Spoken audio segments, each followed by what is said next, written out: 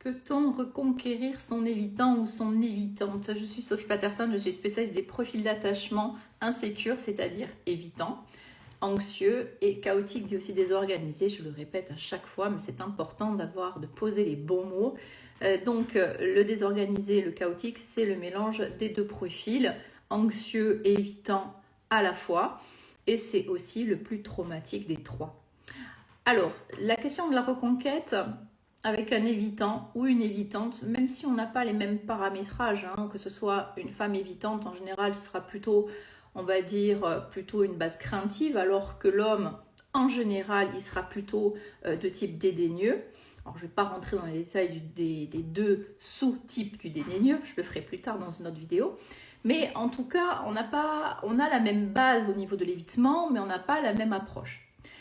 Alors, je vais me concentrer sur l'évitement, on va dire, plutôt masculin. Alors, la reconquête, déjà, la rupture est très compliquée quand on est avec un profil évitant. Pourquoi? Parce que c'est une relation qui se passe bien en général. On a vraiment, on trouve chez l'autre des choses qu'on n'a pas soi-même. Alors, en général, je dis bien, on est de profil anxieux et évidemment, comme les choses sont très bien faites pour nous apprendre à évoluer, on va tomber sur un profil évitant. Alors, quand on découvre ce profil évitant, on est quand même assez, on va dire, enthousiaste. Bon, il y a la période de lune de miel, tout va bien.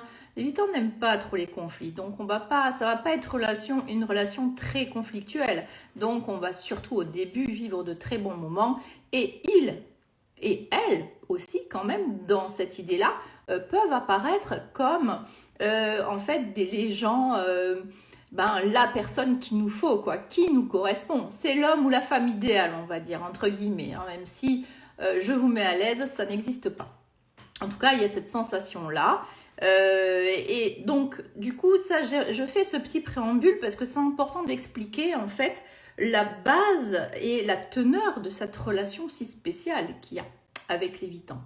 Et puis finalement, bon, les choses se faisant, eh bien en fait, l'évitant ou l'évitante, là c'est pareil, ils vont donc se reculer de la relation, s'en extraire, alors de façon plus ou moins différente. C'est-à-dire qu'il y en a qui vont pouvoir dire que c'est trop pour eux, ou alors que ça ne leur convient pas, et il y en a d'autres qui vont ghoster, qui vont rien dire. Bon, ça c'est le contexte. Mais ensuite, qu'est-ce qui se passe? Parce que évidemment, vous avez compris avec tout mon déroulé que la relation, elle est quand même très très importante pour soi. Donc, qu'est-ce qu'il va falloir? Qu'est-ce qu'on va faire? Qu'est-ce qu'on va tenter de faire? Eh bien, on va vouloir reconquérir cette personne qui nous a tant chamboulé.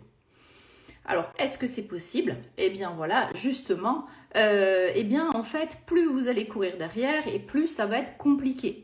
Parce qu'un évitant, on ne peut pas, ou une évitante, on ne peut pas les forcer. Alors en général, on ne force personne, ça c'est très important, chacun a son libre arbitre. Mais en tout cas, un évitant, il va pas, vous n'allez pas pouvoir en fait l'avoir comme ça.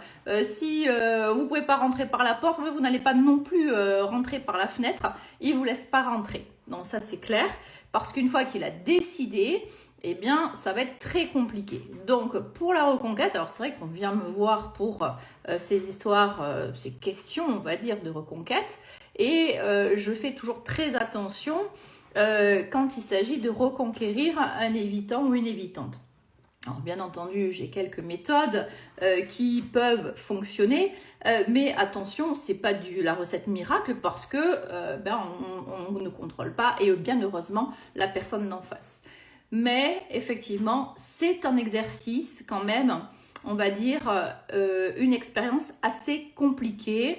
Vous l'aurez compris, donc la reconquête avec un évitant, ça reste de mon point de vue très très très compliqué.